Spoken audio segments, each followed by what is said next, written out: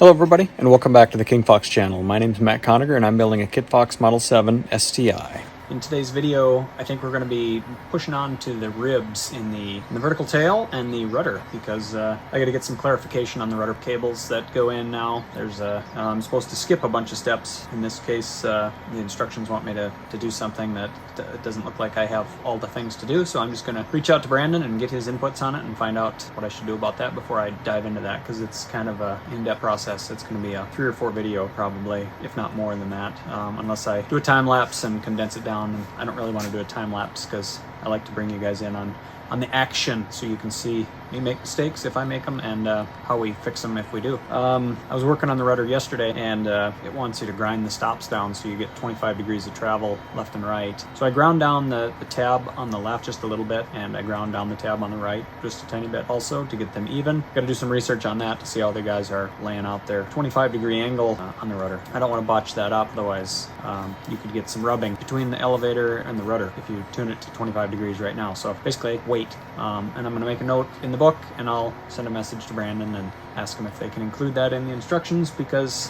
on page 92 in the instruction manual, step number 4, it says, with the rudder installed, file the rudder stops as required to achieve 25 degrees of travel both left and right. So had I done that yesterday to a T, I would have run into a problem in the future when I cover it. So those of you who are waiting on kits and are taking notes might want to make a note about that. Don't grind the rudder tabs down to 25 degrees until it's covered. Unless, of course, the manual gets updated, and maybe it already has, because mine's printed, and I usually go off the printed manual when I'm in the shop. Maybe I'll check that out online and see what it says. So without further ado, let's get into the video.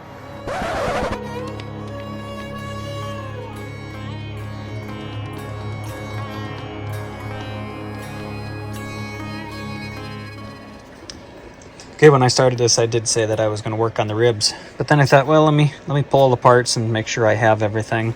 And I got the cables, the swage, or the Nyko press sleeves, and I don't have the swaging tool, so a friend of mine has that, so I'll use his. I've got some bushings here, cable bushings, and I pulled all the bolts, nuts, and washers, and the cotter pins. I don't think this is for the rudder pedal adjustment link installation. I didn't do that because I don't have these horns, so that's why I couldn't find that these bushings over here, which is an offset bushing, which goes up in between the horns. Since I don't have the horns, obviously I don't have the bushings. I'm supposed to install some lengths of this cable into the guide materials, and it says sanding the cable guides to approximately 0.300 diameter helps significantly with the installation. So I gave it a little test, and I come up with 0.311, so pretty close. So I'm assuming that the 2 6-inch lengths of this stuff that I have to cut, I'm going to have to sand 0.008 off of it. That's going to be interesting to do, to be very precise. So I'm going to cut a 6-inch length, slide it in the hole, and see how tightly it fits. All right, so there are the rudder pulleys, and the first section that I'm cutting for A, I think, are these two right here. I'm assuming they got a little bit of an angle to them because the cables are crossing each other, and those must be for the B. There's 2 of those over there. B, 2 there. Got some blankets on the plane to keep it warm because it's chilly out here. So B there, B here, B there. That's 6. And where are the other 2? Oh, it's down there somewhere. Let me take another look. I think I counted those already. 2, 4, 6. And those are A, so maybe I only have 6. A little discrepancy in the instructions. Although up here I just saw 2 sets of 2, so that would be 10. 2, 4, 6, 8, 10 back there. So we'll check that out. All right, so in my travels, walking around and writing down some measurements, I see here that this front group is called A also. So I'm going to assume that detail A, along with this detail A, is going to be about the same and require a 6-inch length of guide material. since it says install 6-inch length of cable guide material as shown in details A. So that's more than one detail A. So I'm going to install 2 6-inch lengths of this cable guide in the area where it says detail A here. So just aft of the rudder cable pulleys that I put in the other day. And I'm going to cut 2 6-inch lengths of this and see if it slides in, or if it does need to be forced, then I'll have to do a little bit of sanding. After that, it says to install 8 pieces of guide material as shown in details B, and it looks like those are, well, they stick out, it looks like about 1/4 of an inch past the cable guide bushing, 1/4 inch on each end, so I'll just measure the cable guide bushing and then add a 1/2 inch on there. Gives me 1/4 inch on each end. And I also did find 2 new B's in the back. I'm not complete. I'll show you where they are. So that front group is going to be another detail A. This one down here will be the other detail A, and that'll be the first set of B's. Those are 3/4 of an inch. There's the second set, they're 1/2 of an inch. The third set, which are 1/2 of an inch. And then on the outside right there is 1 on each side, and that's also 1/2 of an inch. So those will be all cut at 1-inch tubes, 1-inch tubes, 1-inch tubes, 1 1/4 inch, and then the A's will be the 6-inch back there and up here, 6 inches. So let me get after that.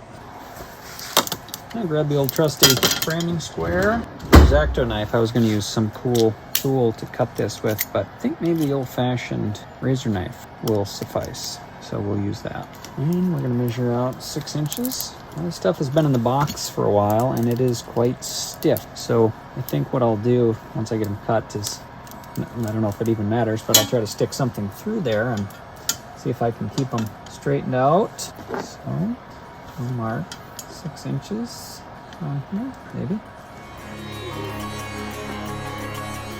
Have a good cutting surface. 2x4 is pretty handy. See how it cuts.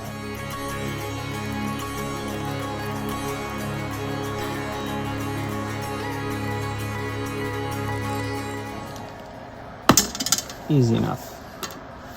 I'm going to use that one as my template, since it's got a nice curve to it. It's kind of hard to lay it out.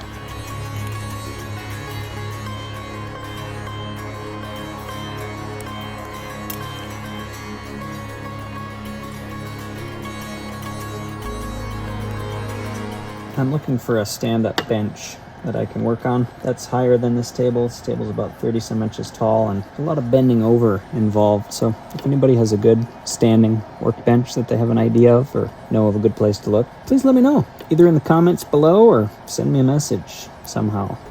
I think my email address is attached to the channel.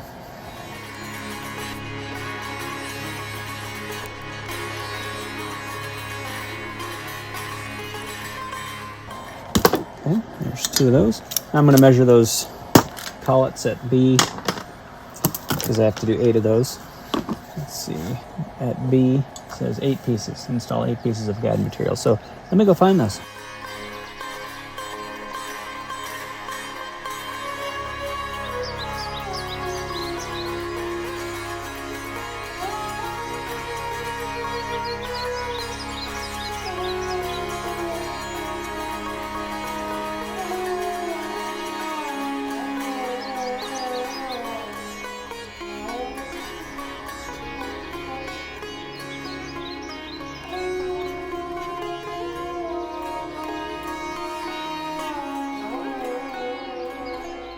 So you guys may have seen when I was cutting the tubes during the time lapse, I pulled out the pipe cutter because I thought that would be pretty good to cut that tubing with. That tubing was a little difficult to cut, but at the same time it wasn't. However, this is maybe not a high quality pipe cutter, but it was basically compressing the pipe. So once it finally cut through it, one of the ends was pressed shut pretty much. So I kind of had to deburr it with the X-Acto knife to make sure that it would slide the cable through it when I'm done. So I would say, unless you have a very, very sharp pipe cutter, probably cut that tubing with an X-Acto knife, because it was easier. You get a good straight cut on it, but tubing was in a circle and it wanted to stay in a circle, so it was quite difficult for me to lay it down flat, and I didn't have really a good working surface set up, which I'll strive for in the future. But on that note, unless you have a good sharp pipe cutter, it's probably not the thing for that, cutting that tubing.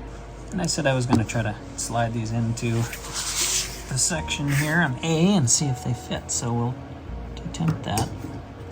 And I think it slides in there nicely, honestly. I'm amazed and happy, because sometimes when it says, although it doesn't usually give you a tip when you need the tip. That's usually find out by someone afterwards. Now, does it go on all of these real well? There's a couple back here that are powder coated. These would be B, and no, they don't go through those very well. So let me try this lower portion. Yeah, seems to go in there. Nice and easy. So those two won't need any, or the tube won't need any sanding for this section right here. But I think for all the B's, I'm probably going to need a little sanding, but I'll test fit them. Since they're powder coated pretty well, I think what I'm going to do is I'm going to test a reamer and see if a reamer fits in any of them. And if it does, and I can lightly ream, that'll be easier than sanding the outside of a plastic tube. All right, doing a little out loud thinking. Since the cable guides are supposed to be sanded down to 0.300, according to the book, my reamer, that is 0.3125, fits in the hole backwards so that I could ream and pull it through like you're supposed to. And it seems to have, it hits a little bit on those labeled B. So if it hits, it's going to take off a little bit. It's still going to be bigger than the 0.300, and these things are coming in at 0.308 or something like that. So I think I'm going to give the reamer a shot and see if they slide in after that.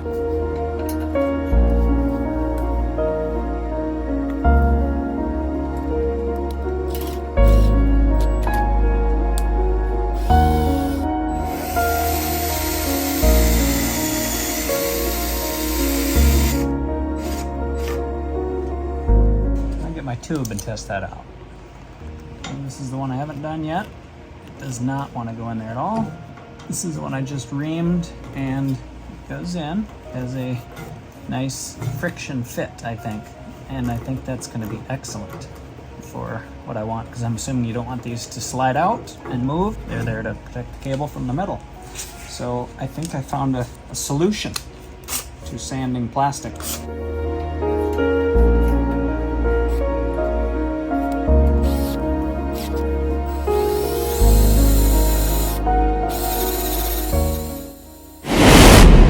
Lots of powder coating on there. Don't forget to hit the subscribe button and the bell icon. Okay. Friction fit nicely. Moving on.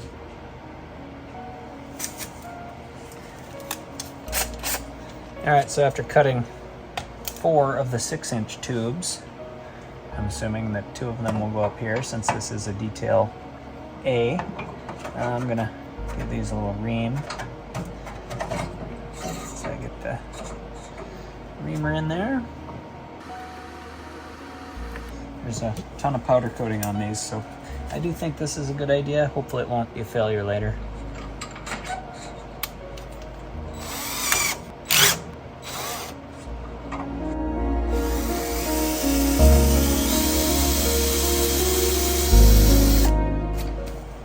I don't think I'm going to be able to get to this next one because it's right up against the...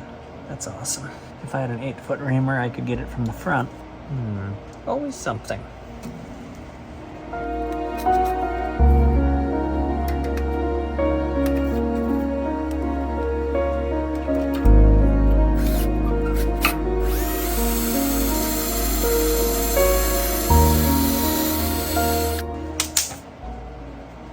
Okay, tube fits in there, nice and snug.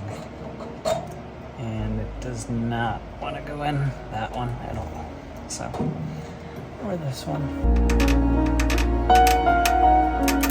Might have to sand that down to 0.300 of an inch. I don't think that'd be fun, so I'm gonna figure something out. I might get the hand reamer and do a little turning on those.